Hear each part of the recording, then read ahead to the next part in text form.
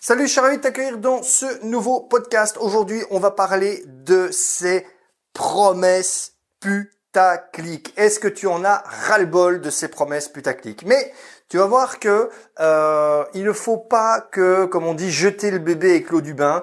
Et ces promesses putaclic, elles ont une raison d'être. Et il y a surtout une manière intéressante de les utiliser et certaines situations où au contraire, il est déconseillé de les utiliser. On va parler de tout ça juste après, mais avant, si tu n'as pas encore l'occasion de le faire, abonne-toi à ma chaîne YouTube en cliquant sur le bouton s'abonner en dessous de ce podcast et pense après à activer la petite notification en cliquant sur la clochette pour recevoir, une petite notif chaque fois que je sortirai un nouveau podcast, une nouvelle vidéo, une nouvelle émission. Alors, ces fameuses promesses putaclic. Il y en a un peu partout. Et je sais que parfois il y a des gens qui disent waouh, c'est gavant. Et il y a pas longtemps justement, j'ai demandé l'avis aux personnes qui sont sur ma liste WhatsApp, donc vraiment ceux qui sont en contact très rapproché avec moi. Je leur ai dit salut les gars, voilà, pour un de mes prochains contenus, j'hésite entre 3 accroches, laquelle préférez-vous? Et j'ai demandé comme ça l'avis un petit peu de tout le monde. Et j'ai eu énormément de réactions et déjà, d'ailleurs j'en profite, merci à tout le monde, merci à toutes ces personnes qui ont pris de leur temps pour voter et puis parfois pour apporter un feedback. Et un des feedbacks que j'ai reçu, c'est de dire ah ouais, mais ces accroches, c'est du vu, du revu, du réchauffé, on les voit un peu trop partout. Alors, il faut savoir que l'accroche que j'ai demandé, c'est justement pour un des contenus, un des podcasts que j'ai publié ou que je vais publier sur cette chaîne YouTube. Information importante, tu vas voir juste après pourquoi. Et je dis, écoute, merci en tout cas de ton feedback, je te comprends, mais parfois c'est nécessaire. Parfois, c'est nécessaire de travailler sur ces accroches un petit peu putaclic. Alors, attention. Pas de fausses promesses, d'accord? Pas de fausses promesses. Si on parle d'une page de vente, par exemple, ne va pas promettre quelque chose qui est complètement faux, parce que là, c'est de l'arnaque et c'est pas la question. Par contre, à partir du moment où la promesse que tu fais, aussi putaclic soit-elle, si elle est vraie et si elle est vérifiable, il n'y a pas forcément de mal à le faire. Il faut bien comprendre une chose, c'est que peu importe le contexte dans lequel tu es, que tu envoies un email, que tu écrives une page de vente, que tu écrives une lettre de vente à l'ancienne, que tu fasses une vidéo sur YouTube, que tu lances un podcast, que tu fasses une publicité, peu importe. La majorité des personnes vont s'arrêter à ton accroche. Elles vont la voir, ton accroche. En fait, la majorité des personnes, vont voir ton accroche. 80% en moyenne des personnes vont voir ton accroche. Elles vont s'arrêter. Et ensuite, elles vont décider.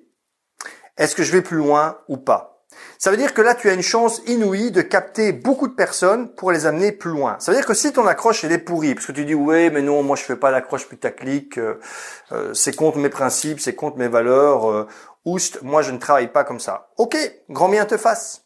Mais ça veut dire que il y a peut-être une grande majorité des personnes qui ne vont pas aller plus loin et qui pourtant auraient eu tout intérêt à aller plus loin parce que ce que tu as annoncé après, c'était quelque chose d'intéressant, d'important pour eux. Peut-être que les choses que tu allais évoquer après dans ton contenu, ça allait leur apporter du bénéfice. Et donc, limite, c'est ton devoir de faire en sorte qu'ils écoutent ou qu'ils lisent la suite. Mais si toi, par principe, tu dis non, pas d'accroche putaclic, c'est contre mes principes, ok. Mais ça veut dire que la majorité des personnes ne vont pas aller plus loin. Parce que c'est comme ça. L'homme et la femme sont faits ainsi. On a besoin d'être happé dans la foule d'informations dans laquelle on est noyé, on a besoin d'être happé, on a besoin d'être scotché et on a besoin de curiosité, on a besoin de qu'on suscite en nous l'envie d'aller plus loin. C'est le rôle de l'accroche. Si ton accroche ne remplit pas ce rôle-là, tu passes à côté de toute une bonne partie de ton public et peut-être que dans tout ce public-là, un certain nombre de ces personnes auraient eu bien besoin de ce que tu évoques et de ce que tu proposes. Et là est toute la différence de notion de niveau de conscience. C'est pour ça que tout à l'heure je te disais, c'est important de garder à l'esprit que cette accroche pour laquelle j'ai demandé l'avis à mon public, à ma communauté, je leur ai dit cette accroche était pour YouTube.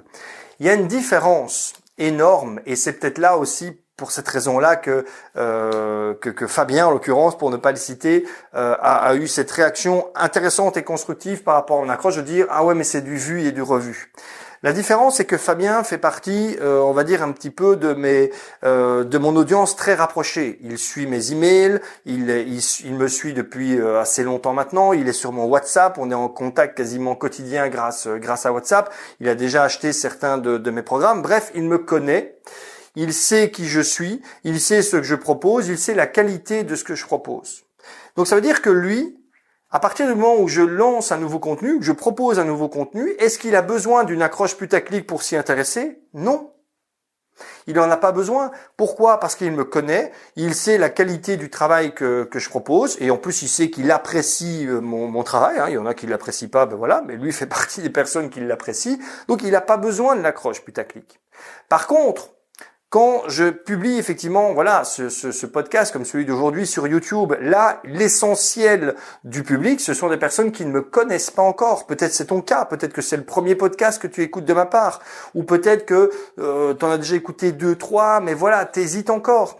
Et donc, ça veut dire que là, je ne suis pas encore vis-à-vis de toi dans un statut où tu es en attente de quelque chose de ma part. C'est à moi d'aller te chercher, c'est à moi d'aller te scotcher, c'est à moi de faire en sorte que tu te dises « Ah putain, ça j'ai envie d'écouter ». Et ça, c'est le rôle de l'accroche. Niveau de conscience différent.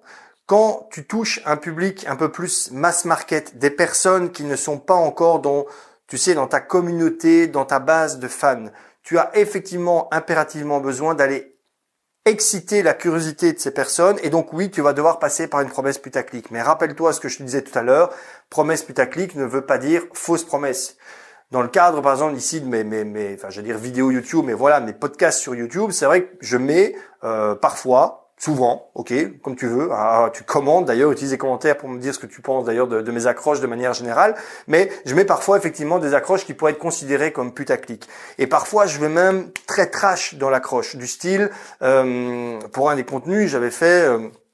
comment démarrer de zéro quand tu n'as pas d'argent, pas d'expérience, etc., etc. Bon, on pourrait se dire ah ouais chouette, il va donner une méthode, et en fait non. Après derrière, j'explique que c'est pas possible, d'accord? Tu iras écouter ce podcast si ça t'intéresse.